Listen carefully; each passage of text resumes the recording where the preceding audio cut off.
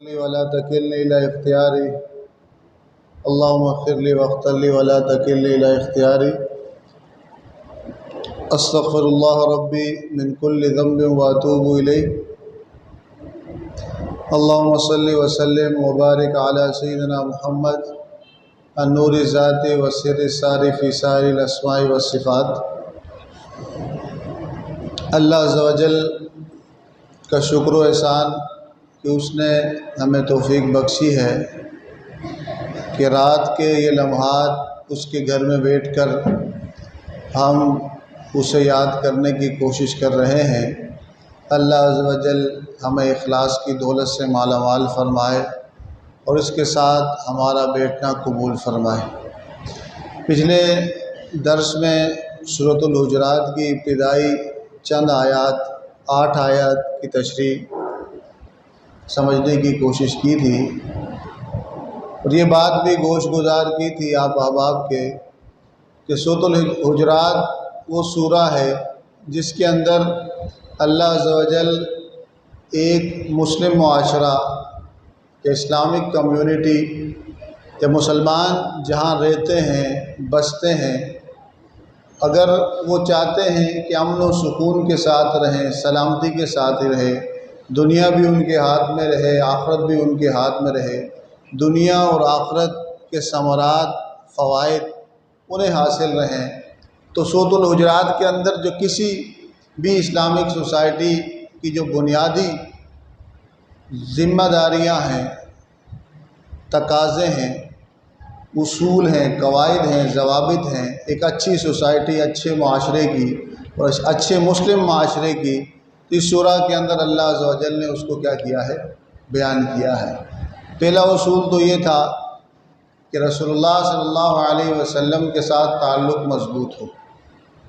اس مسلم معاشرہ، اسلامک معاشرہ اسی وقت اسلامک معاشرہ کہلائے گا، مسلم کمیونٹی اسی وقت مسلم کمیونٹی کہلائے گی، اللہ اور اس کے رسول کو ماننے والی کمیونٹی کہلائے گی کہ جب تک ان کا اللہ کے رسول صلی اللہ علیہ وسلم سے ادب کا، تعظیم کا، محبت کا اور آپ صلی اللہ علیہ وسلم کی جملہ اداؤں اور سنتوں پر عمل کرنے کا جذبہ اس کے اندر موجود ہوگا۔ یہ وہ چیزیں ہیں جو ہر مسلمان کی کیا ہے، ذمہ داری ہے۔ دوسری چیز کیا تھی کہ کوئی خبر اگر آ جائے تو اس پر رد عمل دینے سے پہلے اس پر جانچ پڑتال کر دی جائے، تحقیق کر لی جائے، دیکھ لیا جائے۔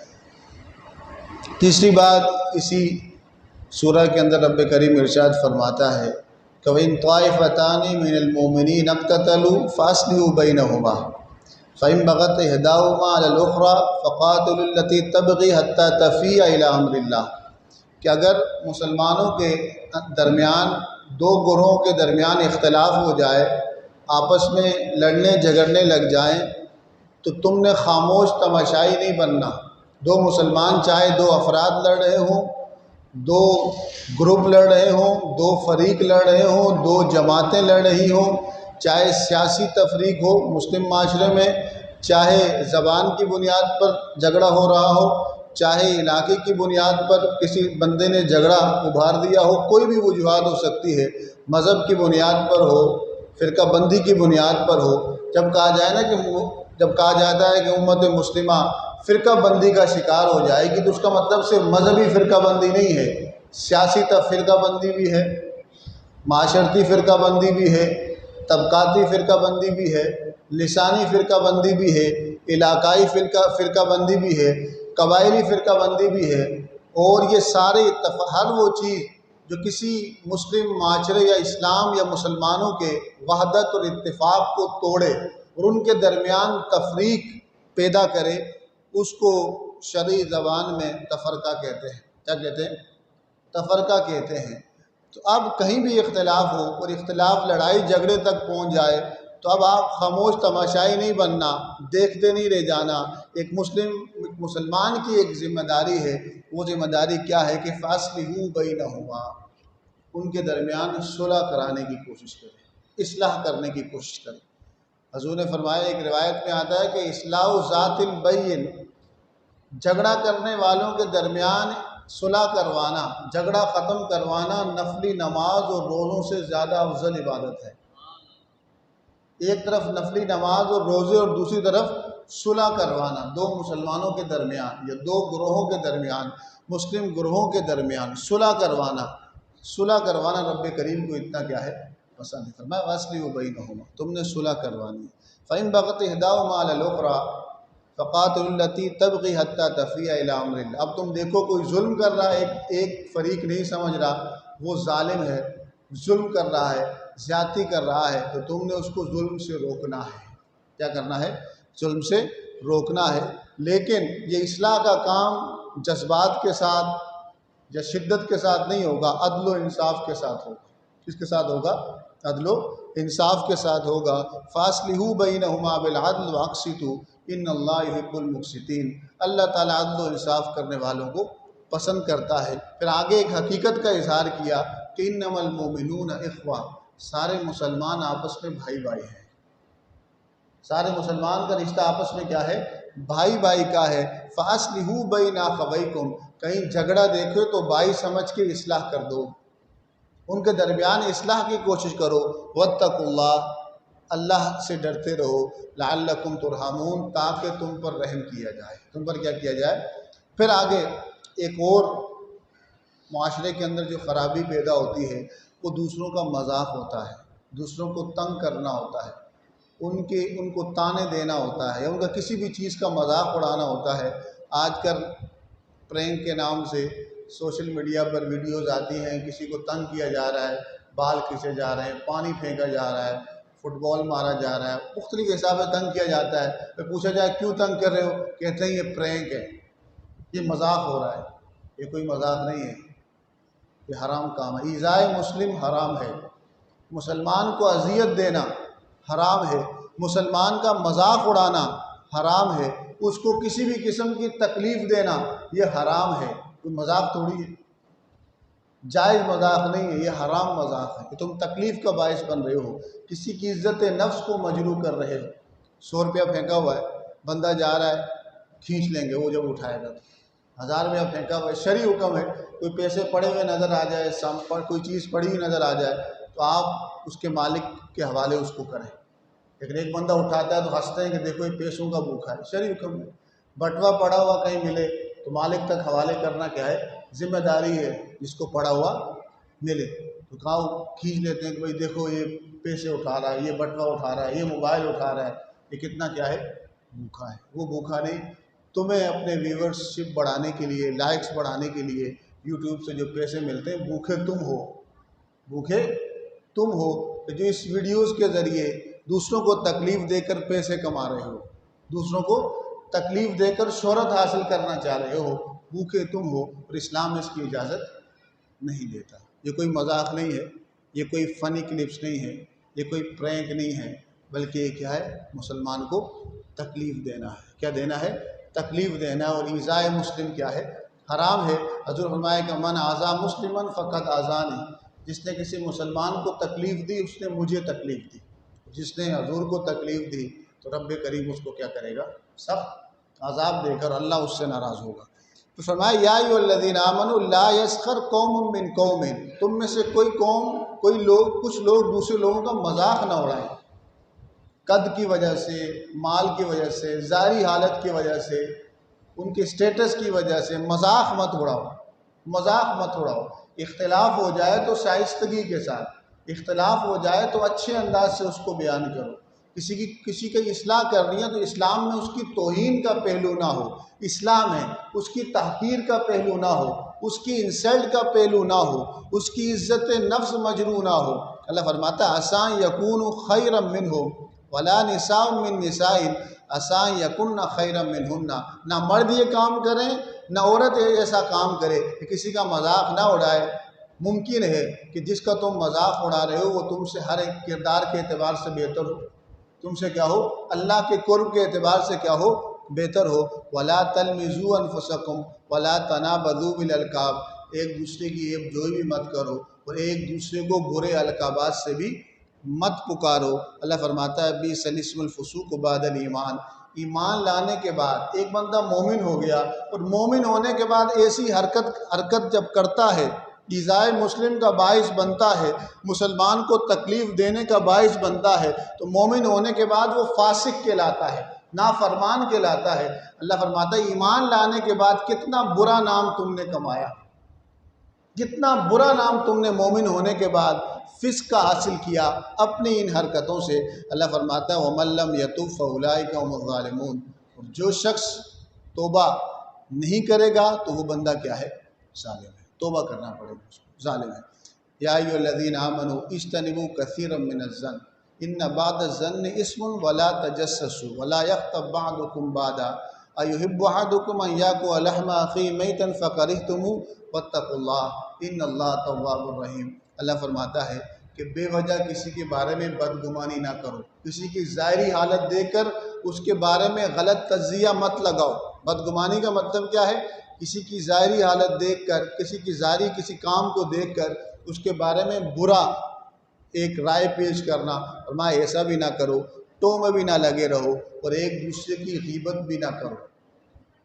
ایک صحابی تھے، حضور نے سوال کیا کہ یا رسول اللہ کسی کی برائی ہم کسی کے سامنے کرتے ہیں، اگر وہ برائی اس میں ہو، حضور فرمایا کہ برائی یہ کہ ذکر کا اخاک بما یکرہ، کسی مسلمان کی غیر موجودگی میں اس کا اس طرح تذکرہ کرنا کہ اگر وہ تذکرہ اس کے سامنے کیا جاتا تو اسے برا لگتا، یہ کیا کہلاتا ہے؟ غیبت۔ تو حضور فرمایا یہی تو غیبت ہے کہ اس میں وہ چیز موجود تھی، تم نے ذکر کی تو بری ہے، اگر اس میں وہ چیز موجود نہ ہوتی تم ذکر کرتے تو یہ بھی گناہ ہے، یہ بہتان ہے۔ یہ کیا ہے؟ یہ کس مسلمان کی بات ہو رہی ہے؟ اس مسلمان کی بات ہو رہی ہے کہ جس کے گناہ پوشیدہ ہوں، چھپے ہوئے ہوں۔ لیکن جو مسلمان فاسق ہو گیا ہو، اعلانیہ گناہ کرتا ہو، اعلانیہ حرام کام کرتا ہو، وہ اعلانیہ طور پر چور ہو، ڈکیت ہو، تو اس کے فسق کا اظہار کرنے کا بھی حکم ہے۔ وہ غیبت نہیں کہلائے گی، وہ غیبت، کیونکہ اس نے اپنی عزت کو خود پامال کیا ہے، اس نے اپنی عزت کو کیا کیا ہے؟ خود پامال کیا ہے۔ ایک بندہ سب لوگوں کے سامنے شراب پی رہا ہے تو آپ اسے شرابی ہی بولیں گے۔ سب لوگوں کے سامنے سود لے رہا ہے، رشوت کھا رہا ہے تو آپ اس کو راشی ہی بولیں گے، کیونکہ یہ گناہ اس نے کیا کیے ہیں؟ اعلانیہ کیے ہیں، سب کے سامنے کیے ہیں۔ تو جو گناہ اعلانیہ ہوں، جب وہ فاسق کے مولن ہو جائے تو اس کا تذکرہ کرنا، اس کی جو برائی ہے اس کا تذکرہ کرنا اس وجہ سے بھی ضروری ہو جاتا ہے کہ لوگ اس سے احتیاط کریں، لوگ کیا کریں؟ لیکن جب وہ کنفرم ہو کہ اس نے وہ کام کیا ہو۔ تو فرمایا کہ غیبت کرنا ایسے ہی ہے جیسے اپنے مردہ بھائی کا کیا کھانا؟ گوشت کھانا۔ کہا کہ تم کبھی نہیں کھاؤ گے، مردہ سامنے ہو کہا جائے کھاؤ تو تم کھاؤ گے نہیں۔ تو جس طرح یہ برا ہے تو اس طرح وہ بھی برا ہے۔ جس طرح ایک مردہ، اس کو تم جتنا برا بھلا کہتے رہو تمہیں جواب نہیں دے سکتا، تو غیبت کرنا بھی ایسے ہی ہے کہ ایک بندہ تمہارے سامنے موجود نہیں، اس کے پیٹھ پیچھے تم اس کا برائی کے ساتھ تذکرہ کر رہے ہو۔ جس طرح مردہ اپنا دفاع نہیں کر سکتا، تو اس طرح جو بندہ موجود نہیں ہے وہ بھی اپنا دفاع نہیں کر سکتا۔ فرمایا کہ یا ایھا الناس انا خلقناکم من ذکر و انثی وجعلناکم شعوبا وقبائل لتعارفوا، جو لوگ الگ زبان بولتے ہیں، الگ خاندان پہ پیدا ہوتے ہیں، خاندان الگ ہوتا ہے، زبان الگ ہوتی ہے، تو اللہ فرماتا ہے یہ زبان اور یہ خاندان آپس میں تعارف کے لیے پیدا کیے ہیں، فخر کے لیے نہیں۔ فخر کے لیے میرا یہ خاندان ہے، فخر کی بات اللہ فرماتا ہے نہیں، تم سب آدم اور اماں ہوا کی اولاد ہو، ایک مرد اور ایک عورت کی اولاد ہو۔ حجۃ الوداع کے موقع پہ بولا تھا کلکم من بنی آدم وآدم من تراب، تم سب آدم کی اولاد ہو اور آدم کس سے بنے ہیں؟ مٹی سے بنے ہیں۔ تمہاری حقیقت یہی ہے، ہر انسان کی حقیقت یہی ہے کہ وہ آدم کی اولاد ہے۔ ہر انسان آگے جا کے سب انسانوں کا جد امجد کون ہو جاتے ہیں؟ نوح علیہ السلام ہو جاتے ہیں، اور ان کے بعد سیدنا آدم علیہ السلام ہو جاتے ہیں۔ کہا اصل کسی چیز پر تم فخر کرنا چاہو، کسی چیز کو تم بیان کرنا چاہو، کہا رب کے نزدیک جو اصل فخر کی چیز ہے جو تمہارا کردار ہے، ان اکرمکم عند اللہ اتقاکم، تمہارے رب کے نزدیک وہی بندہ عزت والا اس دنیا میں بھی ہے اور آخرت میں بھی ہوگا جو تم میں سب سے زیادہ تقوی والا ہے۔ سب سے زیادہ کیا ہے؟ تقوی والا ہے۔ ان اللہ علیم خبیر، بے شک اللہ تعالیٰ علم والا ہے اور خبر رکھنے والا ہے۔ اس طرح کا فخر کون کرتا ہے کہ میرا خاندان، میری برادری، جس کے اپنے اندر کچھ نہیں ہوتا، اس میں علم کی کمی ہوگی، کردار کی کمی ہوگی، اس کی وہ ذہنی طور پر کسی معاملے میں کمزور ہوگا، عملی طور پر کمزور ہوگا، علمی اور کردار کے اعتبار سے جو بندہ کمزور ہوتا ہے تو وہی فخر کے لیے ان چیزوں کا سہارا ڈھونڈتا ہے جو بندے کے اختیار میں نہیں ہوتے۔ ہاں، خاندان سے، برادری سے محبت ایک طبعی تقاضا ہے، تعارف ہوتا ہے، رشتے ناطے پہچانے جاتے ہیں، شریعت اس سے منع بھی نہیں کرتی۔ روایت میں آتا ہے کہ اپنے نسب کو جانو، اپنے خاندان کو جانو، تاکہ صلہ رحمی کا تعلق قائم رکھ سکو، تاکہ رشتہ داروں کا، رشتہ داری کا تعلق کیا رکھ سکو، قائم رکھ سکو۔ لیکن اس کی بنا پر تکبر کرنا یا فخر کرنا یہ ناجائز اور حرام ہے۔ اللہ فرماتا ہے ان اکرمکم عند اللہ اتقاکم، اصل عزت والا وہ ہے جو تقوی والا ہے، رب کے نزدیک عزت والا وہ ہے جو کیا ہے، تقوی والا ہے۔ پھر فرمایا قالت الاعراب آمنا قل لم تؤمنوا ولکن قولوا اسلمنا، حضور کے پاس دیہاتی آئے، کچھ کام ایمان لے آئے، ہم ایمان لے آئے، وہ کسی اپنے مفاد کی وجہ سے لائے تھے، تو اللہ فرماتا ہے ان کو کہہ دو کہ تم ایمان نہیں لے آئے، ایمان تو ماننے کو کہتے ہیں، یہ تم مجبوری کی وجہ سے بظاہر تم نے اطاعت کی ہے، اصل جو دل کا ایمان ہے وَلَمَّا يَدْخُلُ الْإِيمَانُ فِي قُلُوبِكُمْ، ایمان تمہارے دل کے اندر جاگزی ہوا ہی نہیں، داخل تو ہوا ہی نہیں۔ ان تطیعوا اللہ ورسولہ لا یلدکم من اعمالکم شیئا ان اللہ غفور الرحیم، اور اگر تم اللہ اور اس کے رسول کی سچی اطاعت کرو گے تو اللہ تعالیٰ تمہارے اعمال کا تمہیں اجر دے گا اور اس میں وہ کمی نہیں کرے گا، بے شک اللہ تعالیٰ غفور الرحیم ہے۔ پھر رب کریم ارشاد فرماتا ہے کہ بے شک مومن بندہ وہ ہے، انما المؤمنون الذین آمنوا باللہ ورسولہ ثم لم یرتابوا وجاہدوا باموالہم وانفسہم فی سبیل اللہ اولئک هم الصادقون، ایمان والے کی کچھ علامتیں ہوتی ہیں۔ پہلی علامت کیا ہے کہ اللہ اور اس کے رسول پر اخلاص کے ساتھ ایمان لاتا ہے اور پھر شک بھی نہیں کرتا، پھر اپنے مال اور اپنے جان سے اس کی راہ میں قربان کرتا ہے، اور یہی سچا ہے، یہی کیا ہے۔ اور پھر کہا جا رہا ہے کہ کیا تم اللہ کو بتا رہے ہو کہ تم مومن ہو؟ کیا تم اللہ کے رسول کو بتانا چاہ رہے ہو کہ تم مومن ہو؟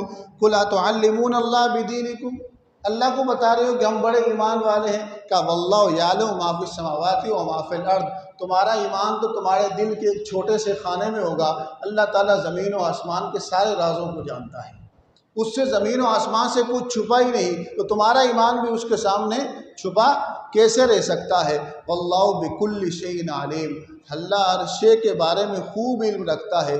یمنون علیک ان اسلموا قل لا تمنوا علی اسلامکم بل اللہ یمن علیکم ان ہداکم للایمان ان کنتم صادقین۔ تو بعض لوگ حضور کے پاس آتے، کہاں ہم مسلمان ہو گئے، احسان کیا، جس طرح بعض لوگ تسبیح پڑھ لیا تو مولوی صاحب کے پاس آتے ہیں، ہم نے بڑی نمازیں پڑھ لی، ہم نے بڑا ذکر کر لیا، تو اللہ فرما رہا ہے کہ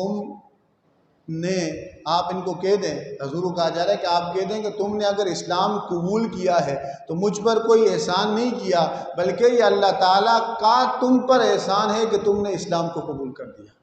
اگر ہم میں سے کوئی بندہ نیکی کرتا ہے، ذکر و اذکار کرتا ہے، نماز روزے کا پابند ہے، تو ہم نے کوئی دین پر احسان نہیں کیا، ہم نے کسی پر احسان نہیں کیا، بلکہ یہ اللہ تعالیٰ نے ہم پر احسان کیا کہ ہمیں توفیق بخشی، ہمیں سجدے کی توفیق بخشی، ہمیں غفلت سے نکال کر ذاکر بنا دیا، غافل سے نکال کر ذاکر بنا دیا، تو یہ اللہ کا کیا ہے، فضل اور توفیق ہے۔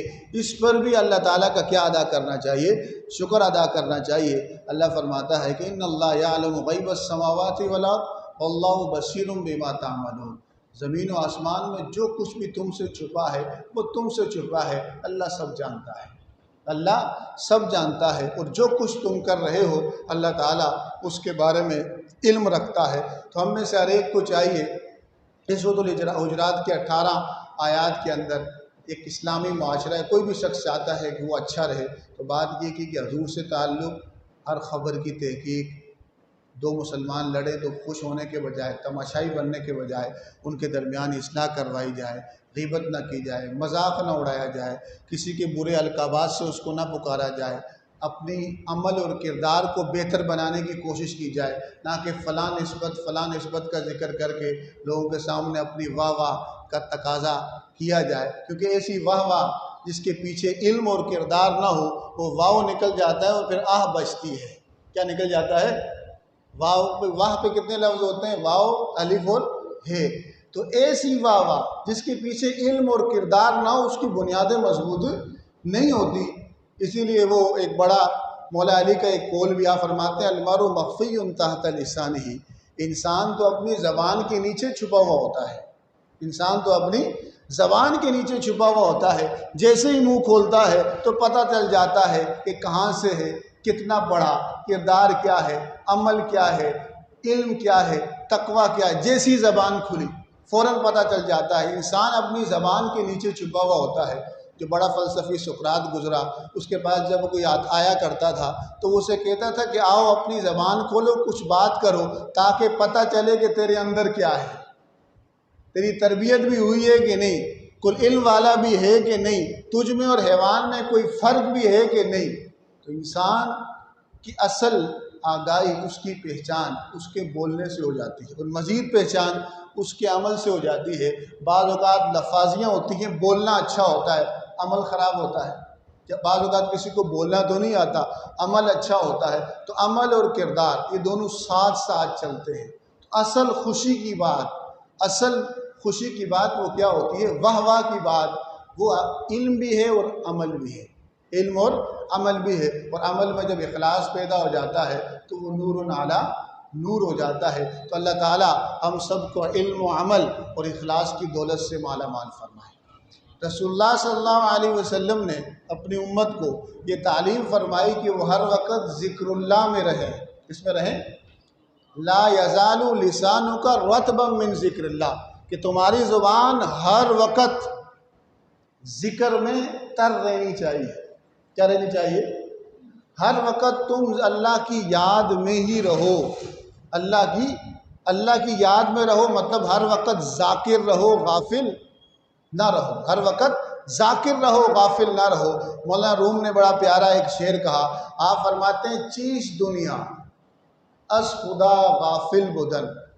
چیز دنیا دار کیا کون ہوتا ہے؟ جس کے پاس مال زیادہ ہو، جس کی اولاد زیادہ ہو، یا جس کے پاس کھانا پینا زیادہ ہو۔ کہا دنیا داری یہ نہیں ہے، دنیا دار کا مطلب یہ ہے کہ غافل ہونا، رب سے غافل ہونا۔ ایک فقیر آدمی بھی اللہ سے غافل ہے تو وہ دنیا دار ہے، اور ایک امیر آدمی بھی رب کا ذاکر ہے تو وہ اللہ والا ہے۔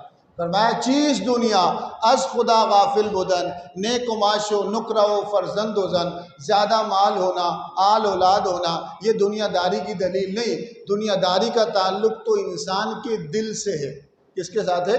دل کے ساتھ ہے، کہ اس کا دل ذاکر ہے، چاہے وہ جس حال میں بھی ہو وہ اللہ والا ہے، چاہے وہ جس حال میں بھی ہو۔ کہا اگر دل غافل ہے، چاہے وہ جس حال میں بھی ہو، امیری میں ہو یا غریبی میں ہو، تھوڑا مال ہو یا زیادہ مال ہو، دل غافل ہے تو اللہ کے نزدیک وہ دنیا دار ہے، اللہ والا نہیں۔ مولانا روم ایک اور جگہ ارشاد فرماتے ہیں کہ انسان کے اندر جب غفلت آتی ہے وہ خواہشات کی کثرت کی وجہ سے آتی ہے۔ کس کی وجہ سے آتی ہے؟ ایک ہے کہ بھئی آپ اپنا کام بھی کرتے رہیں، خواہش آتی ہے، لیکن ایک کہ ہر وقت سوچتے ہی رہے، خیالی پلاؤ۔ بھئی آپ کی زندگی صرف کھانا پینا ہی نہیں ہوتا، سونا جاگنا، ملنا ملانا، کردار کا بھی تعلق ہوتا ہے۔ زندگی کے مختلف فیزز ہوتے ہیں، مختلف شعبے ہوتے ہیں۔ کھانا پینا ایک شعبہ ہے، اب صبح سے لے کے شام تک ہی سوچتے رہے، ناشتہ کیا تو اب دوپہر میں کتنا اچھا کھاؤں گا، دوپہر کا کھانا کھا لیا تو اب یہ کہ بھئی رات کو یہ پکنا چاہیے، پورا 3 4 5 گھنٹے اسی پہ ڈسکس ہو رہا ہے، تو وہ بندہ پیٹو ہو گیا۔ کیا ہو گیا؟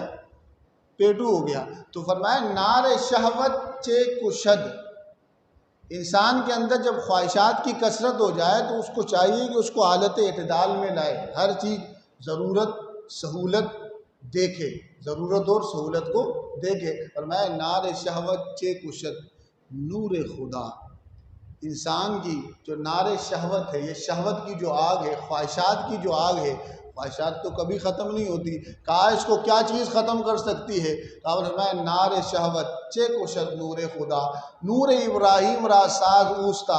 اے استاد، اگر تو چاہتا ہے کہ تیری یہ خواہشات کنٹرول میں رہیں، کس میں رہیں؟ کنٹرول، ہر چیز کنٹرول میں اچھی ہوتی ہے۔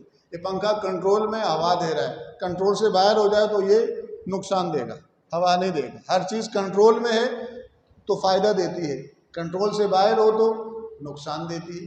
گاڑی کنٹرول، ڈرائیور کے کنٹرول میں ہے تو صحیح مسافر کو اپنی منزل تک پہنچائے گی۔ آؤٹ آف کنٹرول ہو جائے، ڈرائیور کے کنٹرول سے نکل جائے تو وہی گاڑی منزل میں پہنچانے کے بجائے قبر میں پہنچانے کا ذریعہ بن جائے گی یا ہاسپٹل میں پہنچانے کا ذریعہ بن جائے گی۔ تو ہر چیز کنٹرول میں فائدہ دیتی ہے۔ تو نار شہوت چے کشک، نور خدا نور ابراہیم راساز اوستا۔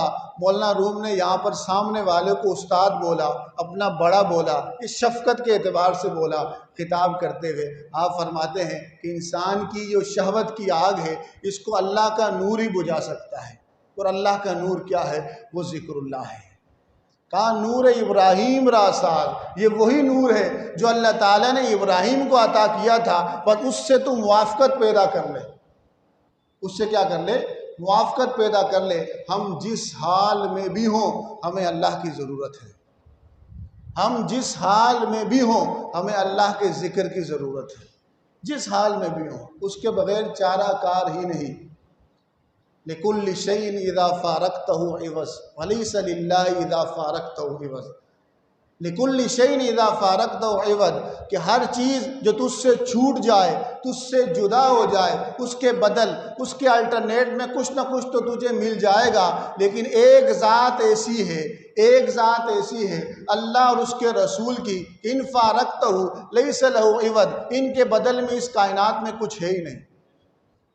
لِكُلِّ شَيْءٍ إِذَا فَارَقْتَهُ عِوَضٌ، دنیا کی ہر چیز کا بدل موجود ہے، ہر چیز کا بدل موجود ہے، ہر چیز کے بدلے میں کچھ نہ کچھ انسان اس کے بغیر رہ سکتا ہے۔ کہا دو چیزیں ایسی ہیں کہ اگر انسان سے وہ جدا ہو جائیں تو انسان کسی کام کا نہیں رہتا۔ وہ دو چیزیں کیا ہیں؟